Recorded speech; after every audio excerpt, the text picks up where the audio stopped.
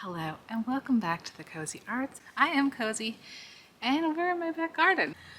Currently, a lot of stuff is coming up, but so are a lot of weeds.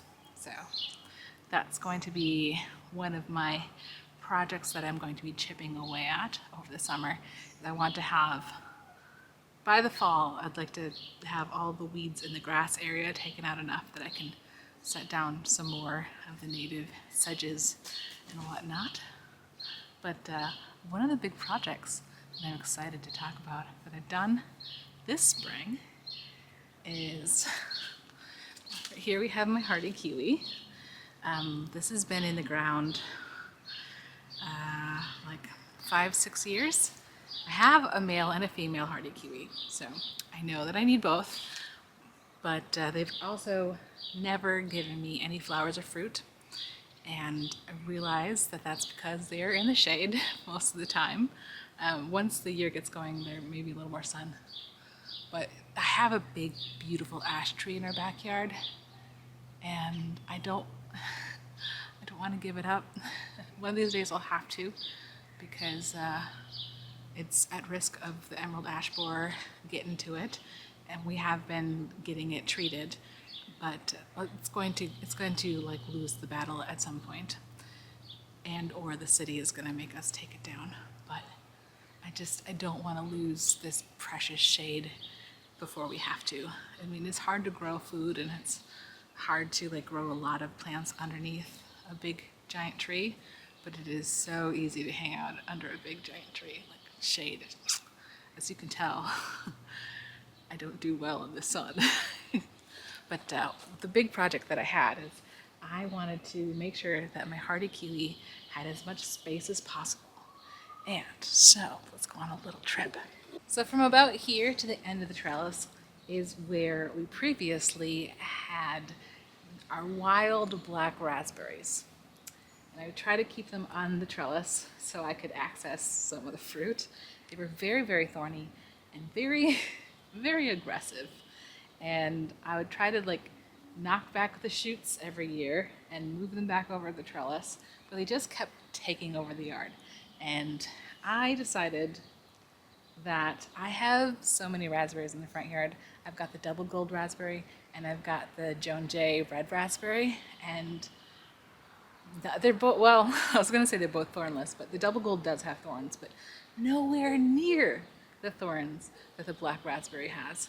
And I prefer the flavor, and these are mostly just here to decorate the fence. So I took them out, and I realized it's going to be a continual battle to get the little shoots, because I do see a little shoot popping up right there. It's a never-ending battle. Ooh, okay, hardy kiwi, you don't get this trellis. This trellis is not for you. It's a bit of a little chaos monster. It's beautiful. I don't know that it'll ever give me fruit, but it is beautiful. So we're gonna give it the rest of this trellis and see if it'll fruit for me. I don't know why I wanted to get it fruit, because it's also very likely that I am allergic to it, which I did not think about when I planted it, because I'm not used to having allergies. So I wasn't thinking about it. We have all of this empty trellis for it to grow onto, and it's going to take a little time. I mean, not that much, because it's a very fast grower. It's going to take a little bit of time. So in the meantime, I did plant a lot of peas and beans in this empty space, kind of as just an experiment to see if it'll grow. And so far the peas are coming up. So I've got peas on that trellis, I've got peas on this trellis, I got peas behind us, and I've got peas in the front yard. So we may be giving away a lot of peas this year, but I'm excited about it.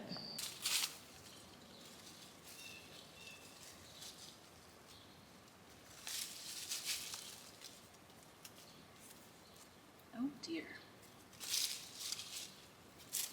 Okay. So now we have the continual battle of pulling these up. We still have a little patch that's, ow! Darn you, so thorny. Ow. We still have a little patch between our driveway and the chicken yard So we have like asphalt on one side holding it in. We've got the chickens on the other side. And there's no way they're getting it past the chickens. So that one's well contained enough that I have left it for this year because I am doing so much better already about getting into the garden, like every day that I can. If the air is not smoky and it's not too rainy or too hot, I try to get out in the very early morning, like up near sunrise, before the world gets too smelly, before the world gets too hot. I try to put in at least an hour in the garden. At some point, if I run out of things to do, then it'll just be an hour, like just sitting in the garden and enjoying my garden. So far, this very new Little and Often has been working for me because one of the problems that I had last year is all the work that I did in the backyard, and then all the work that I did trying to grow seedlings for like everybody in my life. It just left me really overwhelmed. And so my actual garden didn't really get going. And I had a neighbor walk by and ask if I didn't do a garden that year while I was in the garden harvesting flowers. And it hurt. So, not letting that happen this year. This year, I had a neighbor walk by and say, "You seem knowledgeable about plants," and like ask me about plants and talk with me about plants. And I prefer that scenario. So let's jump into the tour. As I said before, it's hard to do these tours without doxing myself because I do live in a city. I don't have a huge lot, and right now we are under a very big ash tree, so I can't grow a lot of food in here. So most of my food is grown in the front yard. So let's head on over into the front yard and jump into a voiceover and let's see what we got. Go.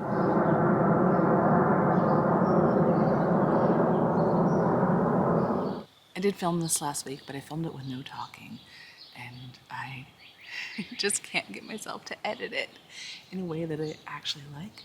So we're trying again, and we're trying again just as the sun should be rising, but it's looking a little cloudy today. I was excited about getting you some beautiful morning shots, but here we are, starting the tour from my little seat in the garden.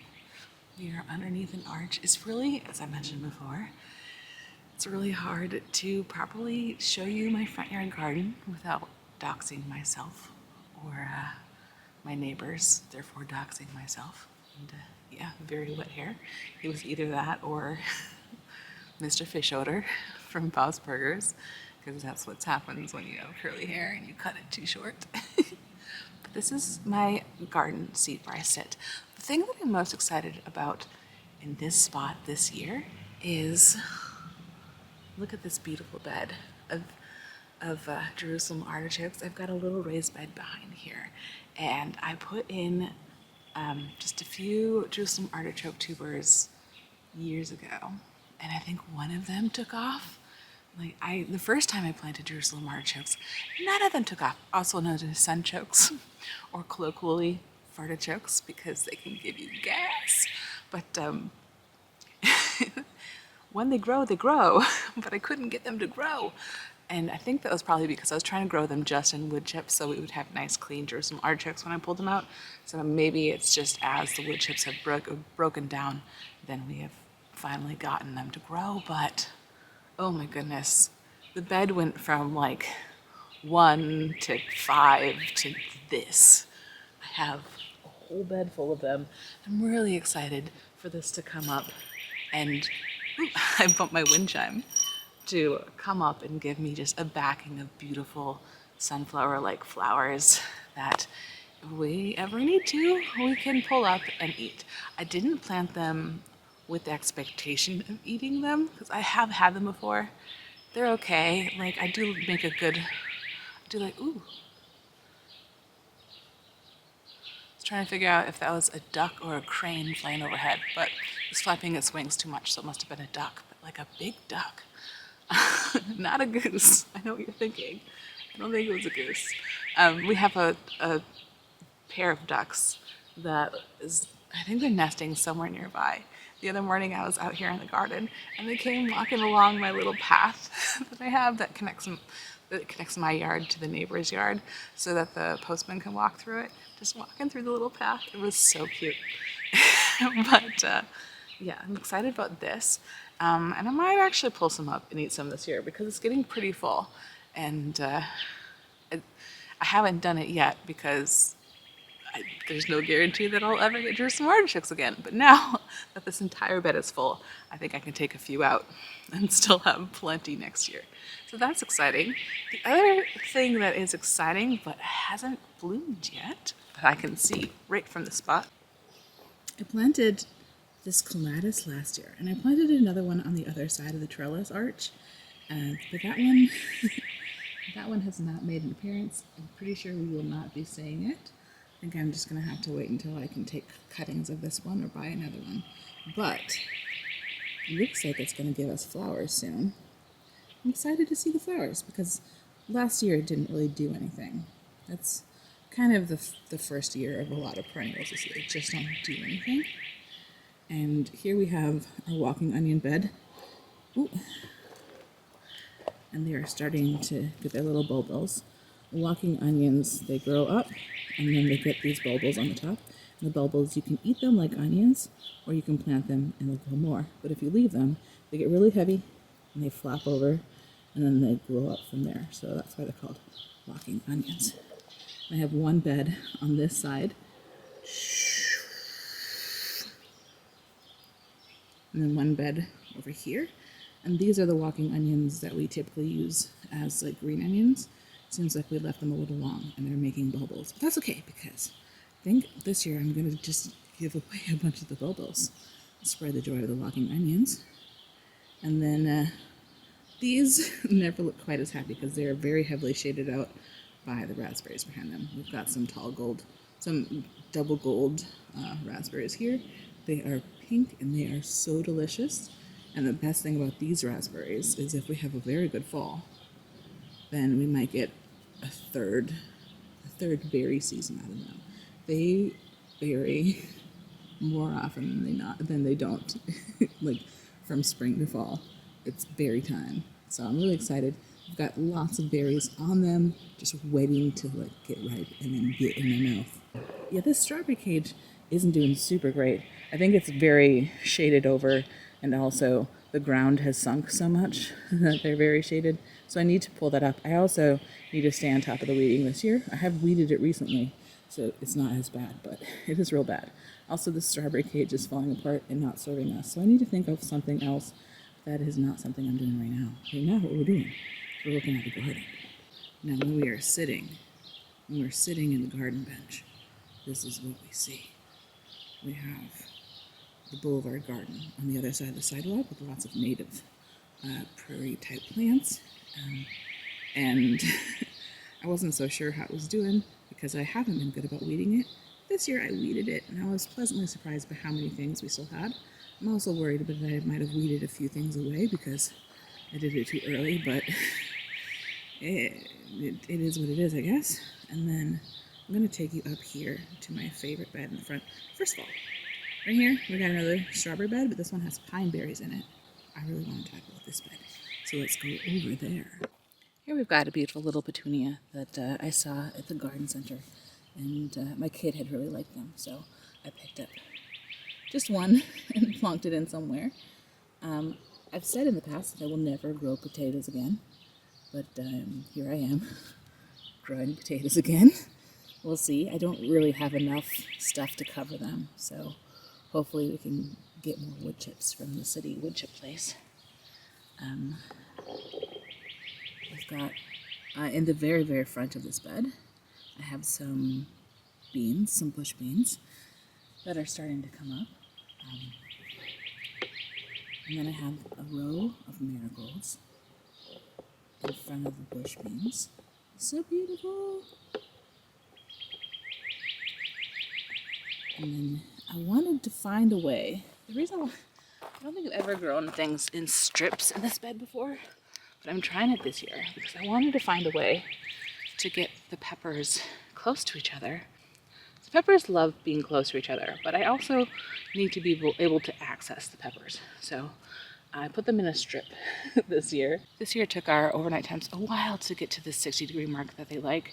So they had a lot of in and outs, and I didn't manage to catch all of their flowers, and some of them got pollinated, and I couldn't bring myself to like take off all the peppers and all of the flowers. So we have some peppers ready to go.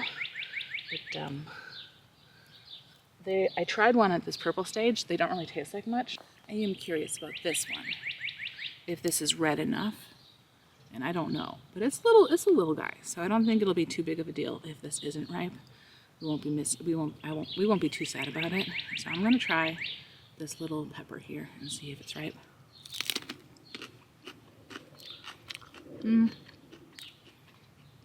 Okay, it's definitely getting riper.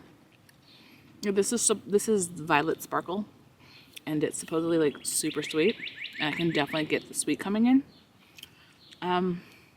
Not really any heat.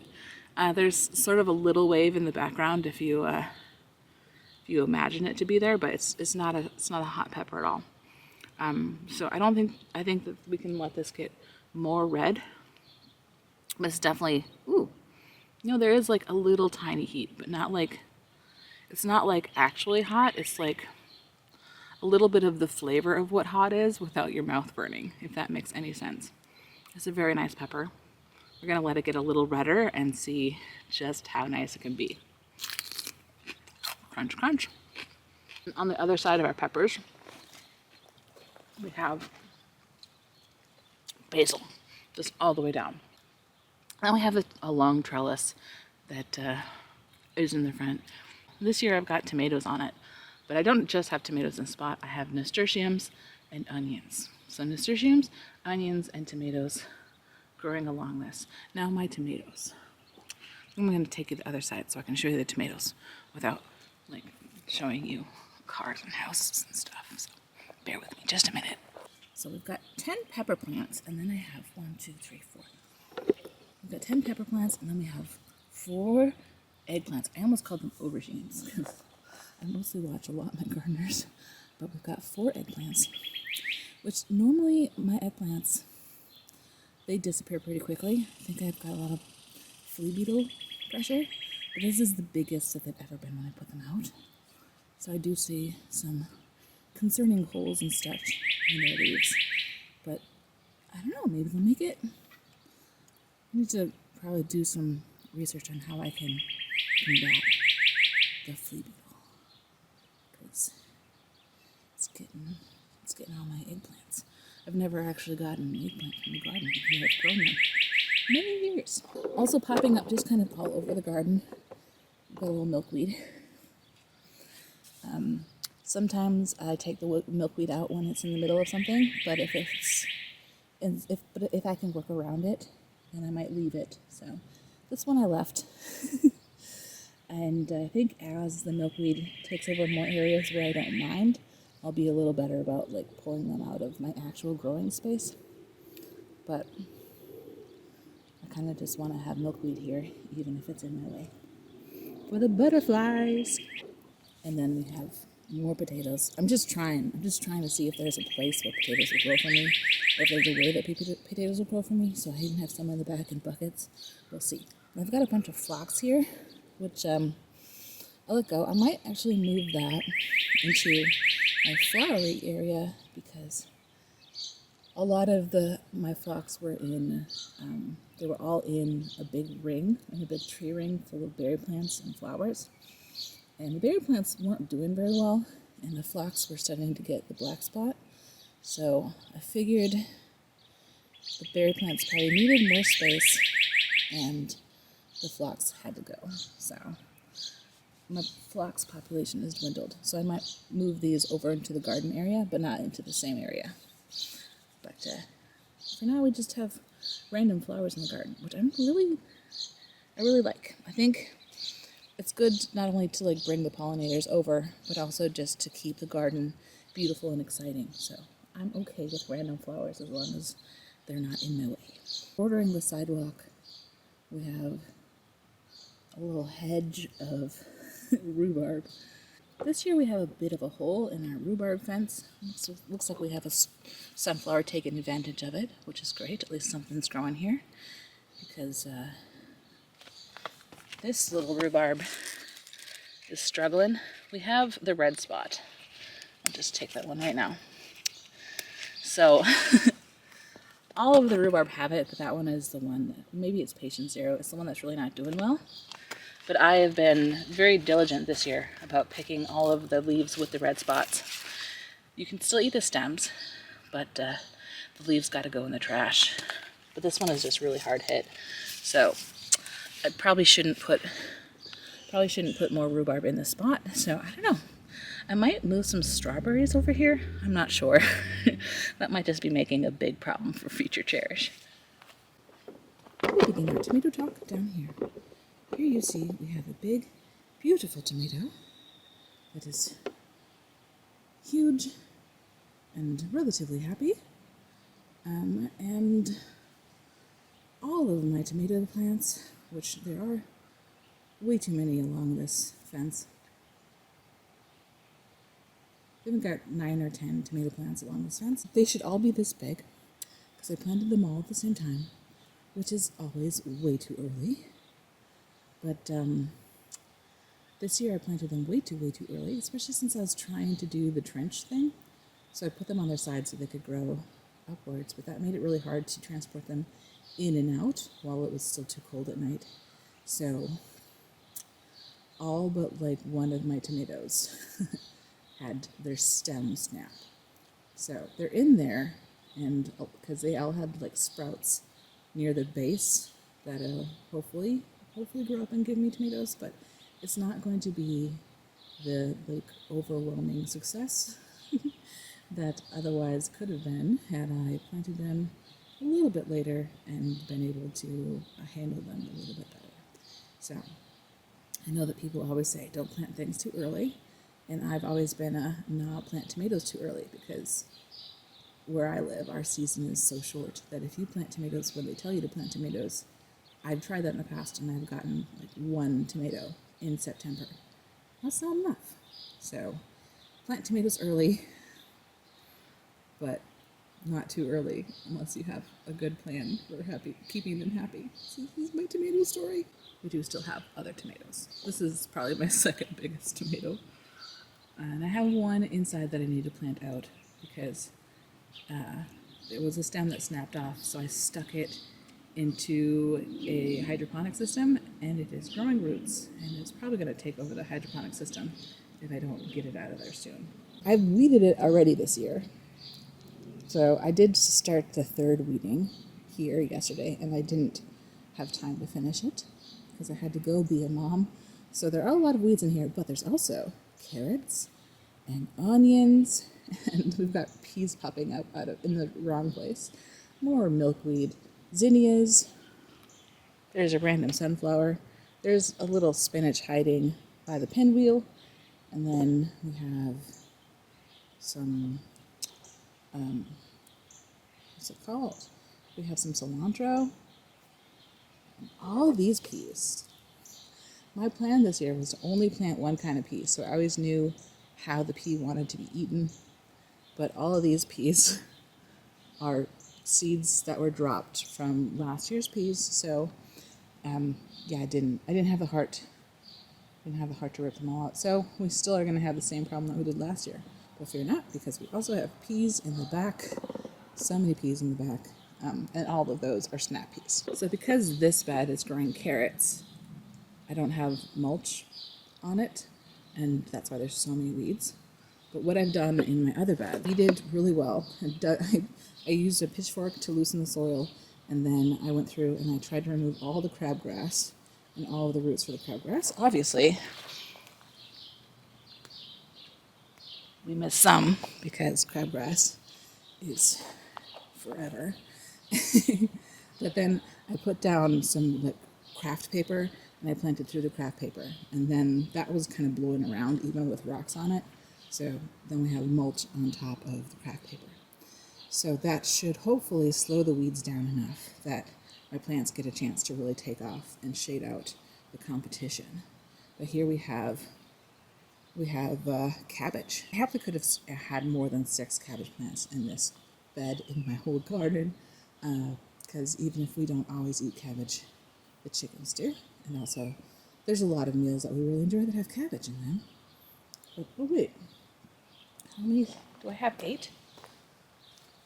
No, I've got 7 cabbage plants, I think. But, but I could have happily had more.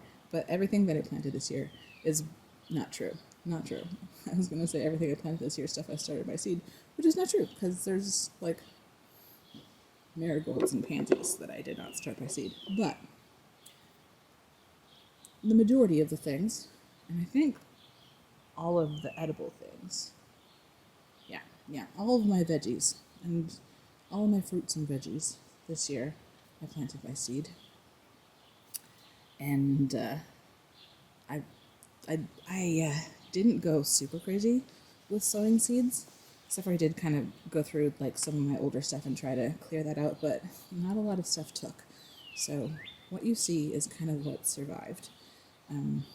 Next year, maybe I'll go a little bit harder, but honestly, the year last year I went way too hard starting stuff, and I was able to fill 3 other gardens other than my garden, and it made me not be a very good gardener that year because I was already overwhelmed and over it by the time the actual growing season started. So this year I'm like, I'm sorry guys, I'm only growing for my garden. Y'all get to just choose what you want from the nursery, which I think they enjoy more anyway. But yeah, we've got cabbage. I have 2 varieties of cabbage. I think one is like an all seasons and the other one is, I don't remember what kind of cabbage I planted. I'm not really usually that good at remembering the names of things, but this is my cabbage, and it's beautiful and happy. And then this is where I have the most of the potatoes, which could do with the mulching, but I need to get my hands on some more mulch. And then we have some dill. Some dill just along the border. Along this edge of the trellis, we have some beans. It's my favorite bean. I see a purple bean. It's like, it starts with a B. I think it's like a German word, and I don't know how to say it. I'm going to put it here if I remember. But yeah, I've got lots of beans, but also lots of cucumbers. Mostly Richmond green apple cucumbers because those are my favorite. And then my kid picked out a pack of pickle seeds, like pickle cucumber seeds from the store. So some of those are in there too. But the cucumbers haven't taken off the way I would expect them to. So I don't know what's going on with that. Let's look at the last main bed where we have our zucchini. Now, the difference between the last time I filmed this and this time is the last time I filmed this, we didn't even have any zucchini blossoms. Now these zucchini plants, I don't think that they're quite big enough to support growing a zucchini yet, but I'm pretty sure that all these leaves are male leaves because what cucurbits do is they put out some enticing male flowers for a while to be like, hey pollinators, here I am, to get the pollinators to the yard, as they say, and then they start putting out the female flowers once they're pretty sure that they're going to be pollinated. So, I don't think they're ready, but I think we have some thunderstorms in the forecast, and lightning gives plants the zoomies, so I'm sure they will be ready quickly. But these are a round zucchini. So the problem that I always have with zucchini is you have this really big zucchini and you need maybe half of it for what you're, there's a cardinal. Hello cardinal. Where's your lady cardinal? The other one's usually around here somewhere. Not going to show you the cardinal because it's, oh, there it is. The other one's on the sidewalk. I don't think I can show you now because they're behind the fence. I couldn't show you the cardinal before because he was sitting on the neighbor's like number plate. So it would be super doxy. Uh, super dox. We were talking about, before that, lightning? Is that it? Sorry, I got so distracted by that cardinal. Anyway, round zucchini. Oh yeah, like I can never like. Well, that's not true, but we often don't finish an entire zucchini, and then like, you don't want to go and harvest more zucchini because you haven't finished that zucchini. So last year I started just throwing the half of the zucchini to the chickens, which they think is the best plan. But this year I'm really trying to grow enough to give a lot of stuff away, like to people and not just chickens. So I think the round zucchini is going to be the best way to accomplish that, where everyone gets a reasonable amount of zucchini. That's everyone's goal, reasonable amount of zucchini. But here we have, along the border, we have some Indian coriander, which I've never grown before. And I'm wondering if, like, I tasted the seed and you could taste like a difference. I'm gonna try some of the leaves. Ooh, I got a flower head.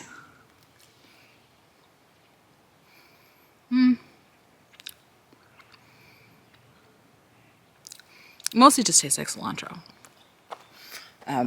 Sorry, coriander is cilantro. In the UK, they call both the leaves and the seeds coriander, whereas here we call the leaves cilantro and the seeds coriander, which I learned when I had just moved to England, and I was there just long enough to be super homesick, and all I wanted was a Chipotle burrito. Because here, like, the Tex-Mex Mexican food here is to America the way Indian food is to England. So they have a lot of great Indian food, but they don't have a lot of Mexican food, which I think has changed. It's been like 20 years since I lived there.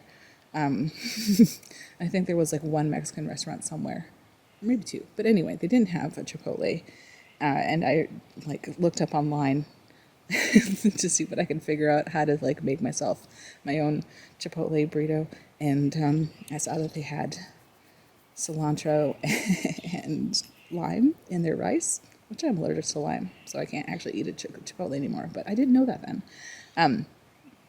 Cilantro and lime. So I'm wandering around the grocery store like almost in tears because I'm having a major freak out because I cannot find cilantro anywhere because they don't have cilantro. They have coriander.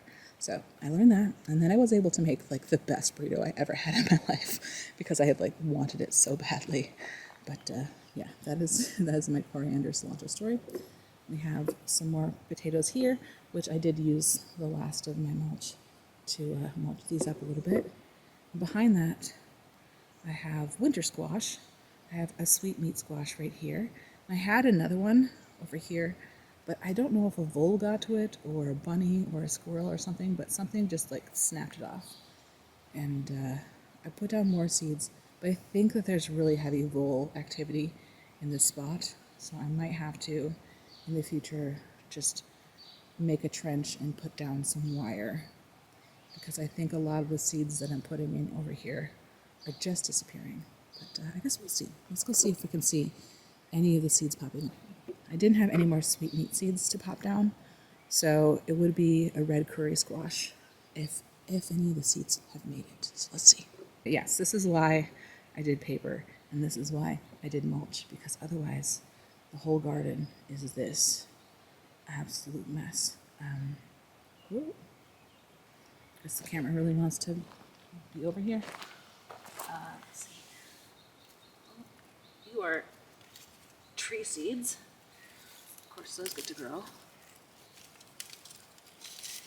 Oh, here we have some sorrel. This is wood sorrel. And the chickens love this. And actually, it just tastes very lemony. When my kid was little, we called this sour leaf and they would love picking sour leaf and eating it. Oh, there's one right here. There it is. So, I don't like how close it is. That is what it is. Along this one, I've got more onions, more beans, and watermelon. Well, I've got one watermelon here that I started by seed. Downstairs. And one watermelon over here that I started by seed downstairs. But they're not looking super happy, so I did plant down a bunch of other watermelon seeds. I found I had like a really early variety, and hopefully early enough. We shall see. Some random dill in here, but I do have some little watermelon seeds sprouting, so I might actually have to thin out my watermelon, or we just see who wins. We do have all these double gold raspberries getting ready, and here we have kind of the last little bed in this section where I have some Utah tall pink celery, and I'm not sure how it's going to do because I did notice that a neighbor cat was sitting on it the other day. She usually sits underneath my bench, but since I weeded under there, I don't think it's as exciting for her. So we'll see. And then I threw down some carrots in this middle section here, and that's why I have this covered. I could probably take it off now. Oh no! Especially since this milkweed is growing through it. Yeah, it looks like we do have carrots. Not as many as I would like. And then zinnias. But this is how I protect my plants, is I put cages on them, usually for at least their first week, so that the novelty of the fresh dug ground wears off, and the squirrels are less likely to come and dig stuff up, because they usually do it out of curiosity. They're like looking for what another squirrel might have put there. So they'll like dig up your plants and just leave them there to die. They're not even eating it. So it's wasteful and it's disrespectful. And here I have some bigger cages that I haven't put away yet because I have some blueberries on the way, and I'm going to cover up the blueberries with those cages while they establish. But we do have, can I show you this without doxing myself too much? We do have currants behind it. We've got some currants over here behind the jungle. This area I have not tackled. It's very wild.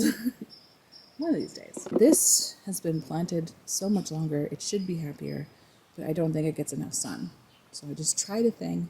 I don't think it gets enough sun. But this is a tea garden. I have chamomile and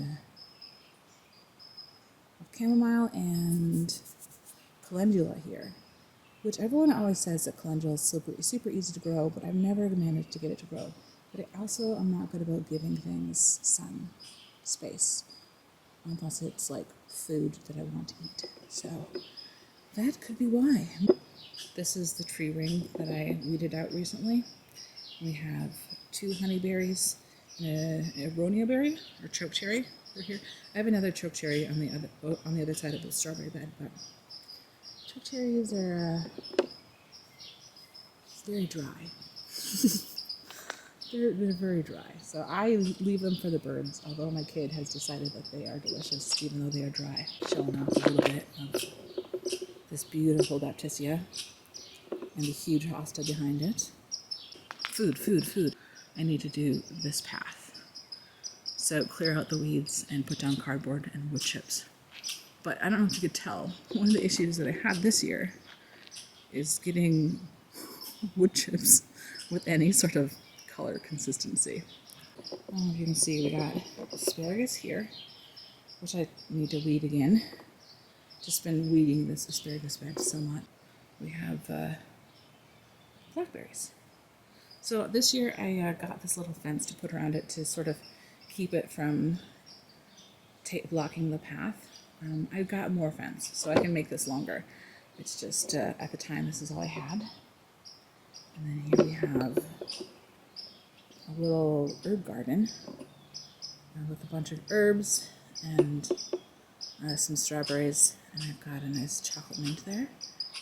And I need to build something for this top shelf to keep the squirrels or cats or something from knocking stuff off. Because last year, every time I put my lemongrass up there, which has been on the top shelf for years, something knocked it down. So, and I've got sorrel along the edge here. We have Joan J. raspberry. So this is a red raspberry, and it does give us a lot of fruit, but not nearly as much as the double gold. You are currently in my grape arbor. I've got a trellis that we planted the St. Teresa grape on. And this is like the best place to be because it's always a little bit cooler. It's just really enticing. Our previous neighbors had little kids, and one time the mother apologized for the little kid like running through the arbor, and it's like, no, it's it's designed to be irresistible. It's fine. I made this year. This is a little wash station where I can plonk down my veggies and stuff and give them a little rinse before they make it into the house. Thank you so much for joining me today in my garden. I'm really excited about how this year has been going. I feel like I've been very proactive with weeds, and I've been making it a priority to get out every morning, as long as the weather is cooperating, every morning and just spend some time out here.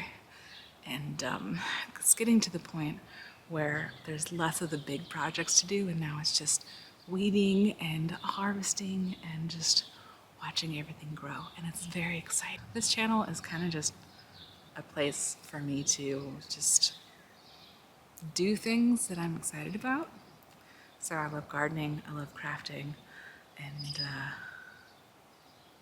art and stuff. So I've got to warn you, there's more than just garden stuff on here, but subscribe anyway, because we have fun. And I also have big plans for improving my hydroponic system coming up. Maybe July, maybe August, but hopefully soon.